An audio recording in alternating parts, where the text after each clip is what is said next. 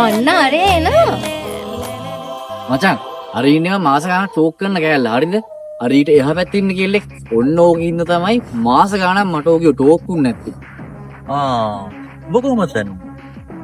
බඩේ කියන්න වරෙන් කොයන්නේ. Hi pretty.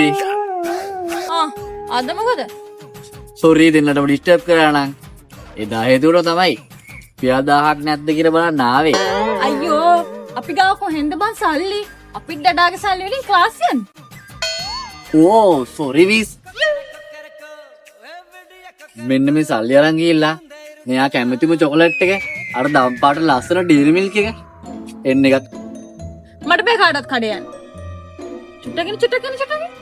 ඔයා කොහොමද දන්නේ මෙයා කන්න කැමති ඩේරි මිල්ක් කියලා? හම්බෝ මෙයාගේ ගෑස්. ඒක නෙමෙයි. ඔයා අහන්න මං මෙයාගේ මොනවාද නොදන්නේ කියලා. කියනකො බලන්න එහෙනම් තවත් දන්න දේවල්. ඕ මට චැලෙන්ජ් කරනවද? මෙයාගේ නම තරුසි සංගීතා. මෙයාගේ වයස 21යි. ගම කළුතර. එතකොට මෙයාගේ අම්මා සිංහල තාත්තා සිංහල. එතකොට මෙයා සිංහල. මෙයාට තව අයියා කෙනෙක් ඉන්නවා. එතකොට මෙයා කරන දේවල් ඔක්කොම මම දන්නවා. මෙයා යන්නේ කොහෙද? කින්දවන්ද? මෙයා කණ්ඩ කැමති මොනවද? මෙයා බොණ්ඩ කැමති මොනවද? ඒ වගේ මම මොනවද මෙයාට දැන් නොදන්නේ. ඔයා කියන දේවල් මම මෙයාට කියන්නේ නැතුව, මෙයා කියන දේවල් මම ඔයාට කියන්නේ නැතුව, ඔයාලා දෙන්න කොහොමද මෙච්චර දන්නේ?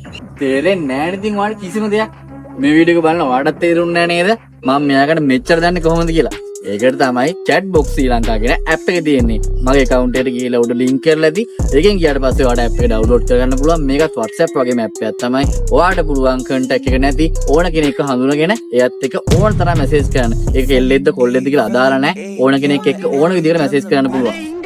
උඹලා වගේ දෙපැත්ත කොටවන ගෑනුන්ට රැවටෙන ඉස්සර නම් ගියා. දැන් තාක්ෂණය හරි දියුණුයි.